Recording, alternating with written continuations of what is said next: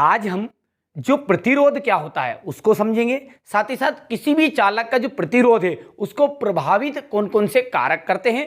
ये बहुत महत्वपूर्ण क्वेश्चन है, चाहे आप 8th में हो चाहे 10th में हो। चलिए तो आइए इसे अच्छे से गहराई से समझ। इसको प्रभावित करने वाले कारकों से पहले आप समझिए कि प्रतिरोध वास्तव में होता क्या है। देखिए, प्रतिरोध का मतलब होता है किसी भी चालक के मार्ग में डाली जाने वाली रुकावट। रुकावट को ही क्या कहते हैं हम, चालक का प्रतिरोध कहते हैं। ठीक है, कोई भी चालक तार है। अब चालक तार क्या होता है, जिसमें करंट प्रवाहित होता है। तो कोई भी करंट प्रवाहित हो रहा है और उसके मार्ग में हम कोई भी रुकावट डालेंगे ना, तो उसे ही कहते हैं प्रतिरोध। ठीक है, इतनी चीज समझ में आ गई है। अब चालक का जो प्रतिरोध है इसे प्रदर्शित करते हैं आर से। कुछ बातें इसको जान लीजिए, बाकी इसके बाद में प्रभावित करने वाले कारक देखते हैं। दूसरा है लंबाई। लंबाई को हम प्रदर्शित करेंगे एल से। ठीक है, क्षेत्रफल, क्षेत्रफल हो जाएगा आपका ए, और इसे हम कहेंगे अनुप्रस्थ काट का क्षेत्रफल। अनुप्रस्थ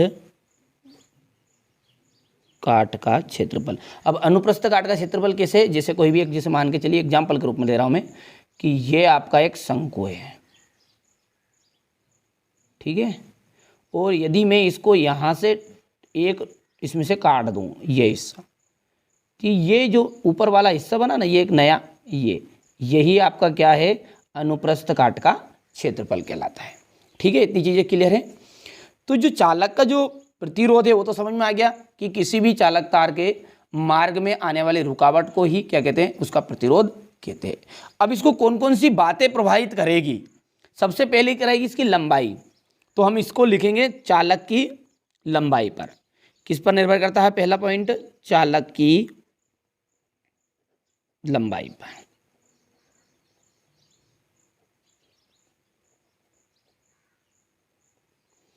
अब जो चालक का प्रतिरोध होता है, प्रतिरोध यानी कि क्या हो गया, आर। चालक का प्रतिरोध उसकी लंबाई के समानुपाती होता है, समानुपाती होता। अब इसका मतलब क्या है, समानुपाती का मतलब यह है कि यदि लंबाई बढ़ेगी तो ये भी बढ़ेगा। ठीक है, ये समानुपाती का चिन्ह है। दूसरी पॉइंट है, पहला पॉइंट समझ में आ गया है, चालक की लंबाई पर, और अंदर लिखेंगे कि कोई भी चालक का प्रतिरोध उसकी लंबाई पर के अनुक्रमानुपाती यानी कि समानुपाती होता है। दो नाम होते हैं, अनुक्रमानुपाती बोल दो या आप समानुपाती बोल दो। दूसरा है अनुप्रस्थ काट के क्षेत्रफल पर। तो चालक के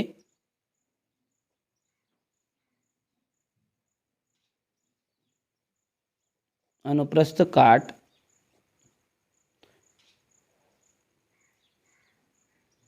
ठीक है, चालक के अनुप्रस्थ काट पर, और अनुप्रस्थ काट का मतलब क्षेत्रफल ही है।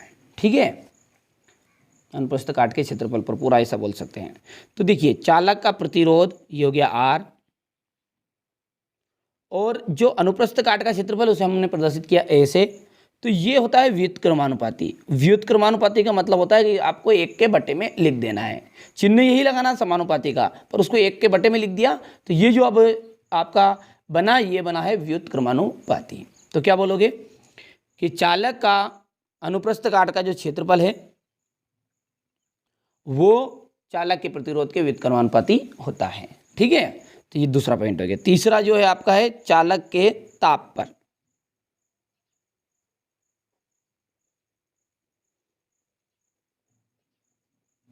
ताप पर, अब यहां पर ये बात तो क्लियर है। देखिए, बटे में है तो यदि ये बढ़ेगा तो ये घटेगा, और यदि ये घटेगा तो ये बढ़ेगा। उल्टा होता है, उल्टा का मतलब होता है बटा है, तो होता है चालक के ताप पर।